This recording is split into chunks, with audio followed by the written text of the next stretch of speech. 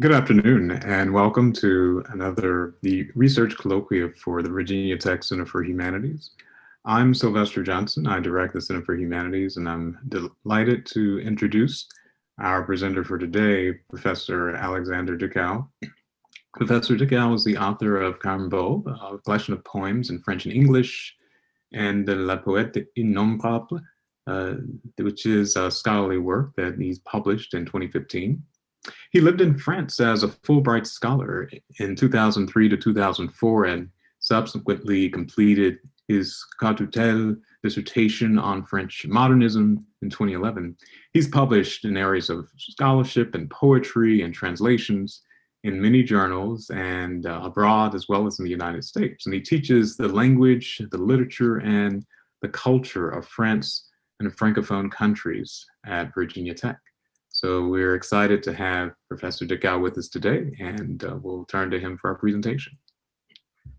Thank you so much, Sylvester, and thank you to the Center for the Humanities and to yourself for welcoming me here today.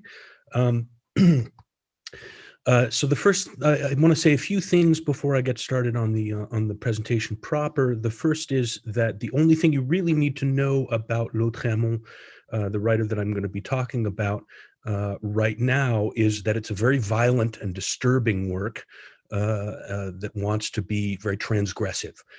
So that's all you really need to know for the moment. It's also a very strange book and has been puzzling readers for a long time. Some of what I'm working on I haven't gotten to yet, particularly the developments on Bourdieu have not come along yet. I'm happy to field questions about that later material or about what I haven't gotten to yet, but this is a work in progress, very much so. So I'd like to just let everyone know that ahead of time. It does not have a title as yet other than the title that I've provided for the talk. But if you want to suggest one, I'm all ears. Titles are difficult. Thank you so much. Questions, of course, on any of this is welcome. I should also mention before I begin that this is an incursion for me into 19th century studies. So for those of you who are in 19th century studies who want to ask me some hardball questions, you're certainly welcome to, and I can expose my lacune, the gaps in my knowledge, if you like. But I very much appreciate you all being here, and I'm looking forward to very much to talking about Lautréamont. Lautréamont is the pseudonym of Isidore Ducasse, and Ducasse is his real name, and the name of his character is Maldoror, Maldoror in English, and as long as you can keep those three names straight, you should be all right to follow what's coming.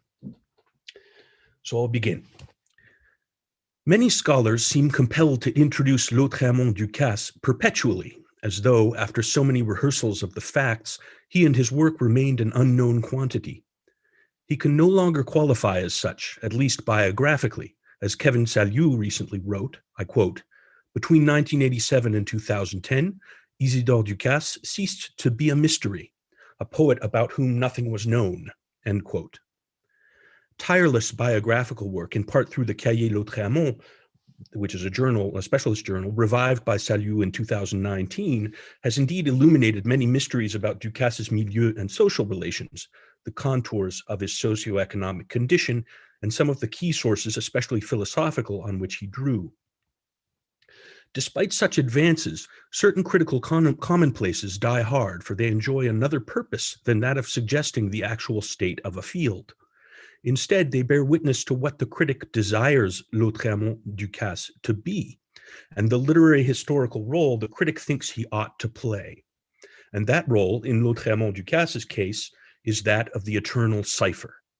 Even if one admits with Saliou that Ducasse is no longer a properly biographical or historical enigma, one may simply transfer that magical aporia to the poetic corpus. The work of Lautréamont, writes André Guyot in 1988, I quote, "is situated at the limit of the readable," end quote. Or, as Marcelin Plenet had claimed long before Guyot, Lautréamont is uninterpretable. It would be hard to deny that this particular commonplace represents a symptom of repeated attempts to make Lautréamont into a variety of sacred cow, notably by André Breton and the Surrealists, but also mutatis mutandis by Telquel, in which Plenay was a key actor. The naive reader encountering the Chant de Maldoror, which is Lautréamont's major work, for the first time would hardly conclude that this work is at the limit of the legible or readable, barely literature, or somehow uninterpretable. For that same reader might summarize the chant and its stated intention with ease, according to Lautréamont's own words. I quote, "I use my genius to paint the delights of cruelty," end quote. Maldoror, superhuman stand-in for Lucifer and his taste for human suffering, merely illustrates a facile Satanism that derives directly from European Romanticism, reaching back as early as Schiller's Sturm und Drang drama, The Bandit. Such familiar rebels without a cause seem designed only to shock sensibilities out of their bourgeois complacency and prompt some kind of reevaluation of social conventions or their foundations. Let us back up for a moment, back to the sacred cow problem. Critics like Maurice Saillet have drawn incredibly detailed histories of the Chant de Maldoror's reception among the literati. The unfortunate lacuna of such histories is that they only account for those who found that work transformative and worth promoting. But the opposite reaction might seem just as worth recording. I quote, "The horrors that are supposed to provoke anxiety and astonishment is a circus act for little children. It always bored me to tears," end quote. Writes the poet Henri Droguet concerning the chant. I quote, "Lautréamont, I admit, I have always had trouble with Maldoror, who makes the impression of a puppet on me, a cardboard jack-in-the-box," end quote. Also Henri Droguet. A hit parade of the various refusals and rejections the chant have prompted, to say nothing of the poésie, would make for reading at least as amusing as that of its endorsements. Most of these would doubtless reject it on the grounds of its apparently puerile Satanism, just as most amateurs would likely respond with some variation on the idea that the chants are much more than just a glorification of cruelty, because of its ceaseless deployment of irony, or its deliberately excessive style, or in combination with the apparent about-face of the poésie, or thanks to some other complicating factor. I should add that the poésie, if the chants celebrate cruelty, the poésie talk about high moral ideals of goodness and truth. I'll return to Droguet's remarks later, but in the meantime, whether or not the haters or the admirers are correct is of course beside the point. What's more interesting is how this debate frames the issue of uninterpretability or unreadability, and what that term might mean in relation to Lautréamont Ducasse. On the one hand, unreadability might suggest that Lautréamont Ducasse is literary trash, and appropriated as such by the admirer, much as one might and has declared the value of Ponson du Terrail or the Fantomas novels, for the very reason that these texts defy the norms of taste. These are popular literature of the 19th and 20th centuries, Ponson du Terrail and Fantomas. As trash, non-literary because not valuable, Lautréamont's chant would be eminently superficial. There would be no substance there to interpret, since its designs would be as transparent as its tackiness would be self-evident.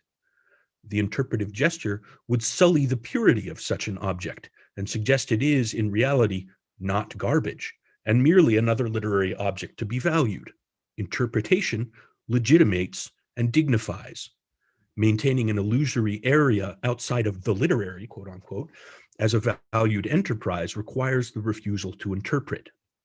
As soon as one begins the work of interpretation, the gesture of devaluation, equaling this is garbage, and the gesture of revaluation, i.e. this is great literature, collapse into one another, and one is back where one started, if one ever left, well inside the bounds of the literary canon, the canon one had tried so hard to escape. All that has changed are the criteria by which one judges a work worthy of entrance into the new canon of camp. This paradox, of course, perfectly illustrates Lautréamont's status within the Surrealist movement, and Surrealism's reinvention of the literary canon more generally. They wanted to make a space outside of literature, high literature, and merely invented a new canon. The alternative to this somewhat tired paradox, a bit of a chestnut in studies of surrealism, is to consider that there is no trash versus high literature per se, that literature has no outside. The moment something becomes visible as an art object, no matter how trivial, is the moment it becomes artistic. So any canon-making gesture immediately transforms its object into literature. In this light, when André Guyot calls Lautréamont, I quote, at the limit of the readable or of the literary, he ends, is the latter statement is little more than mysticism. The latter statement, or of the literary, at the limit of the literary. For Lautréamont, having been ceaselessly promoted and reclaimed by writers, musicians, and artists, is very certainly literary, whether it is tacky, jejune, or superficial, or devious and vertiginously ironic. Another way the work may be unreadable, of course, is if it is, in some fundamental way, ambiguous, undecidable, contradictory, and fundamentally irrational, not to be taken at face value, and in short, devious and vertiginously ironic. Of course, one usually demonstrates this kind of textual resistance to conclusive interpretation by way of a close reading. That is, the resistance to reading resides within the textual object. But I would like to discuss Lautréamont's so-called uninterpretability from a different vantage point, from within a Bourdieusian framework, which includes not just the text, but also its genesis, its author, and the latter's social trajectory and historical situation. For Bourdieu, writers struggle for distinction among their peers within the field of literature, which operates with relative autonomy with regard to other fields of activity. As social agents, writers' decisions are informed by a particular situation in history. Rather than operating as sovereign individuals, quote unquote, in a void, they develop strategies according to internalized rules and expectations that Bourdieu calls their habitus.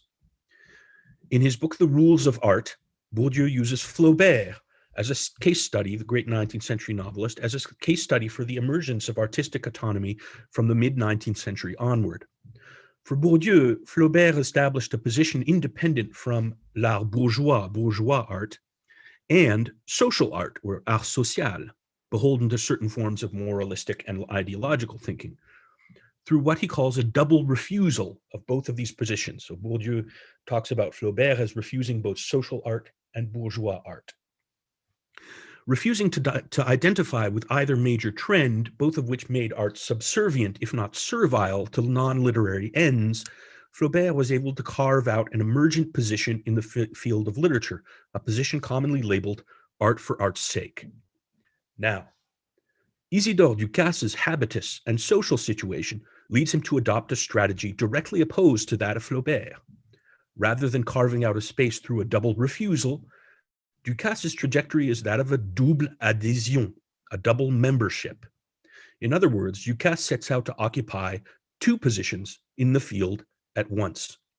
In doing so, he constructed the conditions necessary for his work to be taken for what it is not. He engineered the misrecognition of his own work. This eminently risky strategy very nearly destined the poet's work for oblivion. Instead, by a razor-thin margin, it established him and his work as a living contradiction, a cryptogram in which the reader-critic may contemplate as much herself as the work. Who and what are Maldoror, the main character in Lautréamont's Chant? Michael Piersens notes that the character and quasi-narrator of the Chant de Maldoror, in part an imaginary extension of the equal imaginary pseudonym the Count of Lautréamont, is indeed internally inconsistent, if not entirely contradictory.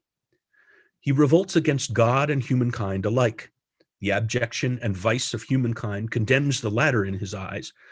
But why, then, partake of the same vicious nature for which he condemns humankind? His cruelty, in this light, appears utterly without grounds. He was simply born bad, end quote. It does not come from a place of moral superiority, though Lautréamont often suggests that it does.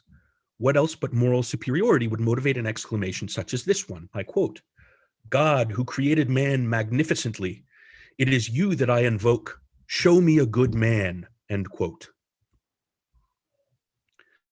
The remark alludes quite transparently to the legend of Diogenes the Cynic, carrying a lamp during the day in search of an honest man. Diogenes' contradictory position is that of an admission of man's intrinsically vicious nature, which Diogenes demonstrates by masturbating in public or urinating on those who insult him, for example. Combined with a posture of absolute moral superiority, he presumes to judge humanity. Maldoror adopts the same contradiction of the evil man who sits in judgment. Like all figures of genius, including Diogenes, Maldoror, and Lautréamont as his double, is in every man a representative of universal qualities. I quote, "He praises himself that the haughty and evil thoughts of his hero are in all men," end quote. Like any genius, of course, Maldoror also represents the preternatural, if not supernatural, as the villain's transformations tend to demonstrate, and therefore the exception, the sui generis individual. The emphasis on genius places the chant, at least at this stage of the book, squarely within the issues proper to European Romanticism.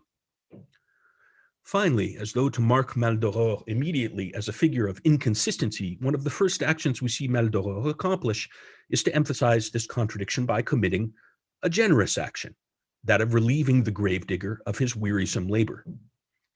Like a milder, less obviously fickle version of Molière's Don Juan, Maldoror, Don Juan, of course, Maldoror sometimes appears as a creature all of imminence and immediacy, lacking the continuity of personality. Regardless of this irregularity in behavior, delight in evil outweighs all other characteristics that make up the hideous Maldoror. But I'd like to return to Maldoror's moral ambiguity as the judge who condemns and the executioner who merely enjoys.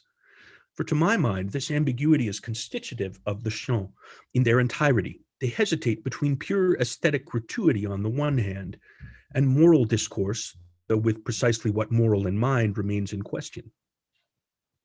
The issue at stake, in other words, is once again what to make of the violence and horror, a statement with regard to morality in favor of evil or against it, or a mere pretext for textual experience with no bearing on the real, a pure stylistic performance whose basic materials are more or less indifferent. Judging Lautréamont's cruelty at face value has an appealing simplicity. One finds immediate encouragement in the book's apparently straightforward incipit, which declares outright that the reader risks moral corruption by reading the book. I quote, "The mortal emanations of this book will seep into the soul of the reader like water into sugar," end quote. But the moral confusion begins as soon as one takes a closer look at this incipit. The first hint of confusion lies in the book's first three words. I quote, "May it please heaven," end quote. As Steinmetz notes in his 2009 edition of Lautréamont Ducasse's work, the formula is frequent in Greco-Roman epics, where the action is situated, I quote, "in a double world," end quote, both human and divine.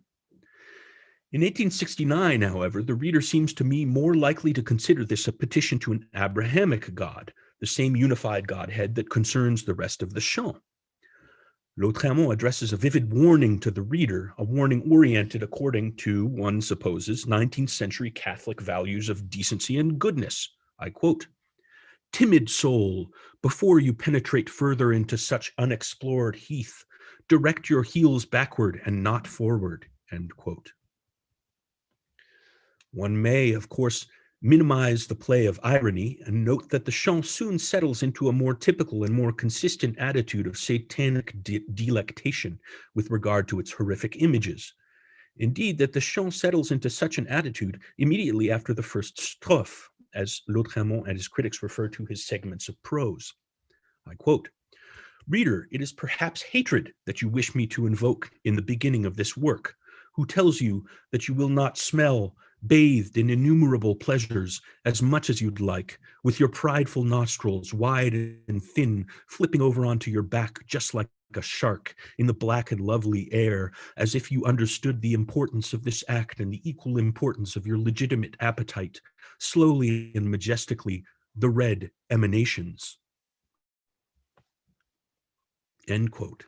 Here, Lautréamont assumes that the reader, far from being a decent being he might repulse by way of an initial warning, has come looking for evil thrills. The comparison of the reader to a shark drawn by the scent of blood suggests all at once that the reader herself is bloodthirsty, and that she is a double of Maldoror himself, who will later engage in lovemaking with a female shark. The shape of the sentence is that of a grotesquely distended rhetorical period that lands on a clausula so disjunctive that it seems almost agrammatical. The red emanations. The evil narrator seems to become carried away by his evocations of the shark and its physiognomy until the direct object abruptly calls him back to order with the red emanations. This bears witness to the book's stylistic excess. So the structure of the sentence is,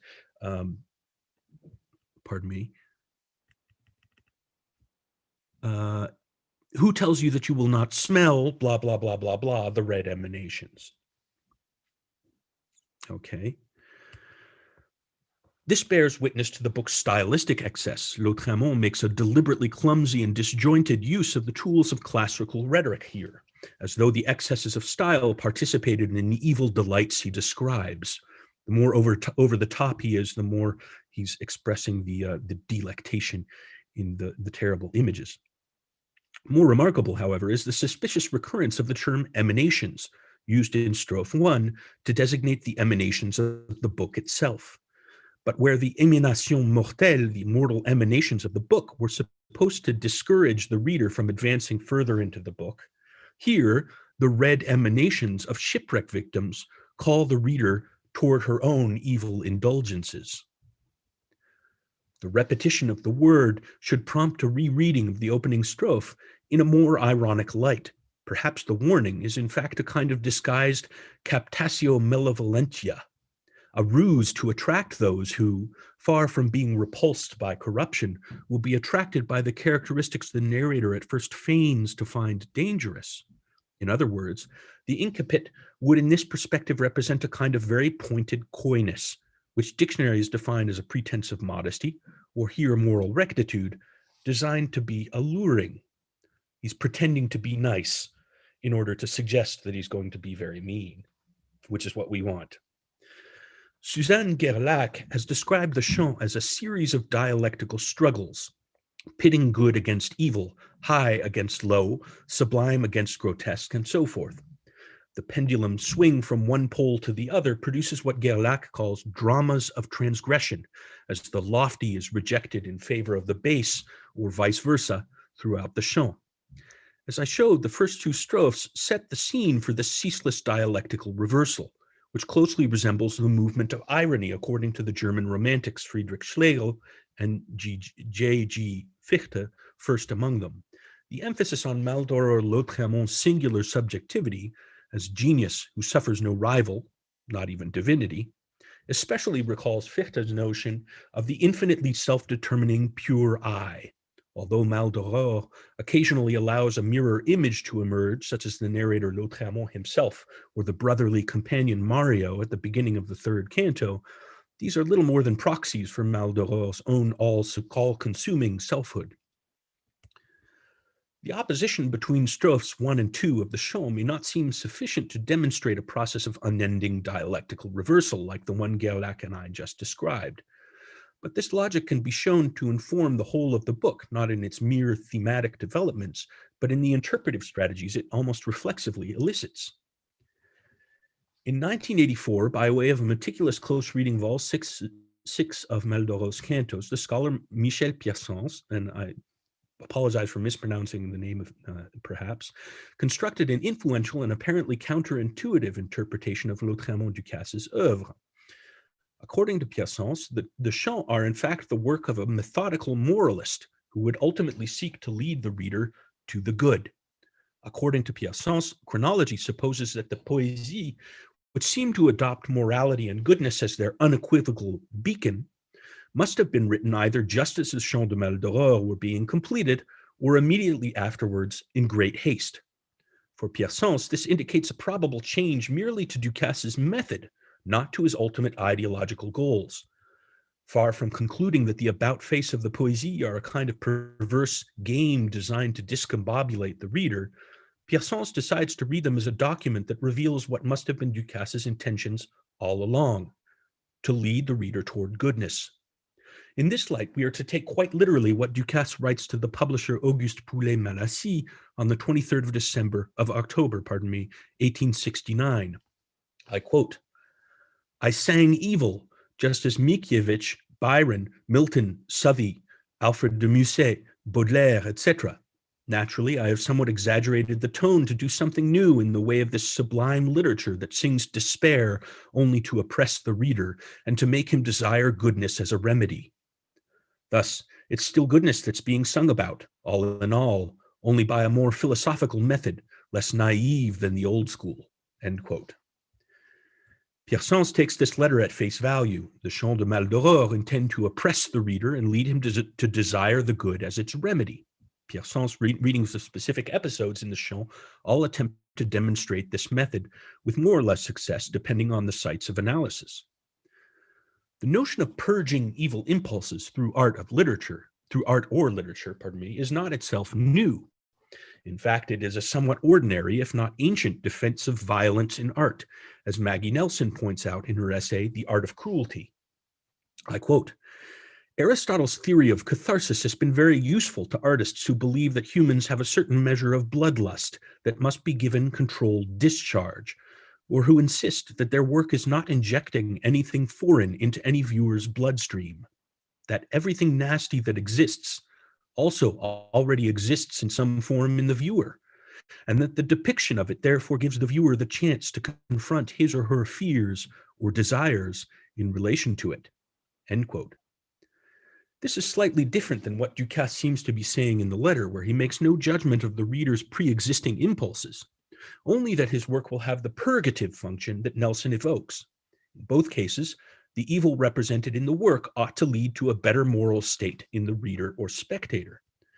But the Chant, for its part, does make the claim that the reader has innate bloodlust. The example of the reader as shark smelling blood in the water is a particularly explicit example of this ascription of monstrous impulses to the typical human being, among other examples of the same understanding of human nature.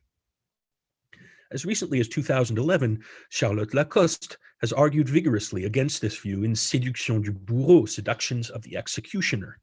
She views the human as monster as a particularly false and indeed noxious representation, particularly in fictions about genocide. But for every Lacoste, there is a Hobbes waiting in the wings to reaffirm the essential bloodthirstiness of humanity. Now, the purgative model of catharsis, often explicitly modeled on medical discourse, is not the only way to understand what Aristotle means by catharsis, but this reading has a long pedigree indeed, and was doubtless well entrenched in Ducasse's 19th century. But do the Chants themselves provide sufficient evidence for this cathartic model? There is no arc, no discernible progression toward goodness in the Chants, no programmatic statements corroborating Pierre Sens' view. One might read the opening strophe according to Pierre Sens' framework. The poison metaphor does suggest a medical discourse. For a certain kind of reader, the Chants' poison would therefore be a remedy. But that seems a thin few lines of evidence when faced with the densely packed, decidedly noxious fumes of the rest of the work. That's as far as I've gotten, but I'd like to note that I'm how do I put this? I've stopped at a moment that suggests that I'm contradicting what Pierre Sens puts forward, and that's not entirely accurate. I'm trying to take a very balanced view of what his view of Lautréamont contributes to our understanding of this as a kind of double work. But on the one hand, indulging in evil thrills, and on the other hand, leading the reader toward the good. So I'd like to try and set things up as though the Chants de Maldoror were this kind of double-faced creature, particularly in light of the Poésie, which I'll get to later on in this discussion. And that will lead into the discussion of the homology between what Lautréamont does in the Chants and his social situation, right? As a he was born in Montevideo, and then went to France during his lycée years as a teenager, and then ended up in Paris. And so he's sort of a diplomat's son outside of his usual social networks that he might have as a diplomat's son where he came from in Montevideo. And I'm going to show how there's a homology between this sort of double-sided position that he has socially and the double-edged aspect of his work. So that's about as far as I've gotten so far. I would love to hear some questions from the audience. So I will let Sylvester ask for some questions. Yeah, that's great. So thank you very much, Alex. And we do want to invite our listeners, our viewers, to send in your questions right through the chat on YouTube Live, where you're viewing this. So one of the things, of course, that rises as an important analytic is your attention to framing your paper by attention to Bourdieu's presumption that authors assume a singular positionality in their work. Of course, you're explaining that Ducasse actually defies that simplicity of positionality through this tension. Is he very exceptional, or do you see this as being more representative of a significant number of other literary authors who might not fit into a more reductive interpretation of their positionality?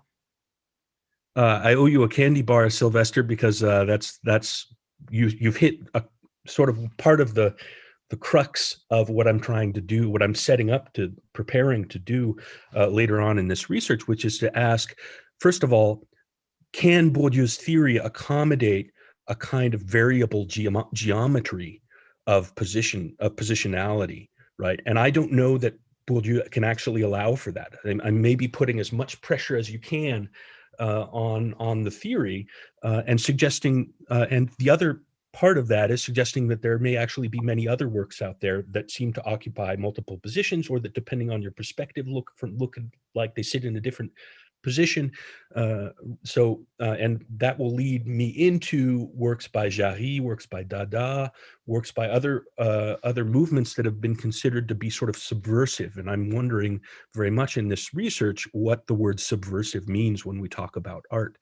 And one way I think to subvert art is for an artwork to be taken for what it's not consistently, right? To sort of set itself up to repeatedly be misunderstood, right? Or misrecognized, as I put it. So that's very much sort of the crux of this work. Yeah, I was going to ask you to say a little bit more about the misrecognition, because you essentially use it with some irony there and intentionality. But can you tell us a little bit about how I don't know if to call it a praxis, but the phenomenon of misrecognition features as part of a central concern for you? Part of a central concern for me, I've consistently looked at writers that I consider to sit in uncomfortable, to sort of be assis sur deux chaises, entre deux chaises, as the French say, to be sitting between two chairs, right? And to be, therefore, their critical approaches to them are necessarily sort of slanted or disrupted by their work. So I've looked at Max Jacob, for instance, who is a character who wears a lot of different hats. He was a Catholic convert. He was a poet. He was a painter. He was many different writers, many different kinds of writer. And that's made him very difficult to fit into narratives of what literature does across the 20th century. So this has been a very consistent concern of mine, and this is really sort of an attempt to theorize more fully what I mean when I say misrecognition, right? This research is the beginning of making a sort of capstone, theoretical capstone for the work that I've been doing for 10 or 15 years now. I've got a couple of questions here. Should I attack those, Sylvester, or would yes? Or yes, one of our viewers is asking you to, well, first thanking you for inviting us into the study of this controversial figure, and asked you to explore further ways in which Ducasse is transgressive in terms of ideas and style in his literature. Well, some of the images that he proposes are truly vile, right? Some of them are transgressive, and they defy all conceivable norms of of taste and decorum. But there's also this thing that he does with rhetoric that I tried to describe a little bit. It's a little hard to get in an oral presentation, but he sort of takes a rhetorical period and he makes it very he sort of leads you upward into this beautiful arc, and then everything collapses right into this weird disjunction at the end. And so that's one strategy, definitely, is to use the tools of classical rhetoric and sort of push them to their most extreme point, right? And he's typically considered an excessive stylist, right? People describe his style as completely over the top. One of the things that he's very famous for doing is to take an image and to sort of explode its meaning as an image. There's a series of beau comme, right? Beau comme ceci, cela, where he combines the expression beautiful like with a totally arbitrary description of what something is beautiful like. And it's often something very medical or scientific that he uses. So he sort of explodes the image as a device for meaning making in those instances. The weirdest part to my mind of the chant is the beginning of the fourth canto, which is pure weird, not at all violent, at least not at all violent in terms of themes, tirade about perspective. And I'm going to talk a lot about that passage when I get to the issues of the sort of double-sided work. So he starts out this tirade with an image of baobab trees seen from very far away, and he describes them as needles. And then there's a whole series of variations on what he means by that. And it's got to be one of the weirdest passages in all of world literature. The first time I read it, you get into this dissociative state. You don't know what you're reading. It's very strange stuff. So those are a few examples of the kinds of things that he does that are considered transgressive. Oh, terrific. Another of our viewers, again, thanks you for your work and is asking if you might explain, in your opinion, what role biographical research might play in enhancing your understanding of Bourdieusian outlook. It's going to play a key role a little later in the research when I've gotten to the stage where I describe his social situation. And there, one article I will draw on most likely is Piersons also has a series of articles, and one of which describes the possibility that that most of Ducasse's social capital was concentrated among a few Hispanic diplomats and intellectuals that happened to be in Paris, right, from Uruguay, or from other Latin American countries who were in Paris at the time, and that may have been sort of the kind of milieu that he circulated in. So those kinds of bits of evidence are really key to demonstrating that, on the one hand, Ducasse is positioned to have lots of power, right? He's got money. He's got money through his father, who's an important diplomat. He's got a relatively secure financial situation to be able to write, and he would ostensibly be very close to the hallways of power, being a diplomat's son.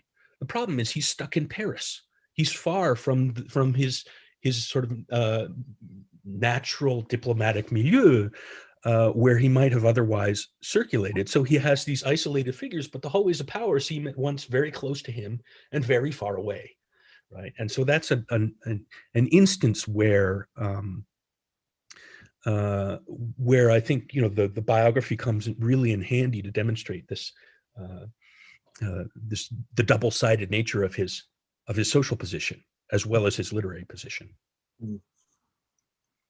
That's terrific. We have a thank you for the very interesting contribution, and also wondering if you might, before we go, if you might say a little bit about the role of other theorists, in addition to Bourdieu, who have shaped your study of French literature.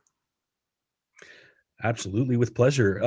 There are a couple that I'll be deploying elsewhere in this book, in one way or another. One is the idea of the minor from Deleuze. He has the notion of a minority in literature is more, rather than thinking about a minor writer as a secondary writer, a secondary in importance. Rather, the minor writer it's more like minor and major in terms of music, right? Where you have sort of the minor writer is in the minor scale, and the major scale is the main one, and the minor is décalé, is tilted. So the idea of the minor writer is sort of they're politically decentered with regard to what's going on in literature. And I think L'Autre Amant is another good example of what a minor writer might be in Deleuze's terms. Another theorist that I'll be looking at, I'm forgetting my references here. Well, Deleuze is one example. I suppose I'll start with that one. But there are, oh yes, Bakhtin, of course, is another theorist that I'll definitely look at some point in relation to his ideas of what's called the dialogic. Oh, this is great. So we'll certainly thank our viewers for extending their comments and their questions. If we don't have any further questions, we want to thank you again, Professor Dickow, for sharing with us your research. We look forward to being able to enjoy the forthcoming work as you complete this study at Ducasse and develop your analysis of the work. It's been a pleasure to have you with us and to share your research for the Center for Humanities Colloquium. Thank you so much, Sylvester. It's been a real pleasure to be here, and thank you all for coming, and look forward to reading more from all of you as well. Thank you so much. And we want to give special thanks as well to Joe Fort, who's directing the Athenaeum, to Dominique Francesca as well, the business manager for the Center for Humanities, and for Trevor Samraj, who has also been assisting with the work for our live streaming and podcasting. So thank you again, and we look forward to all of you joining us in the future for an upcoming the discussion we will have next week. Trevor Stewart, who is discussing his work in education. So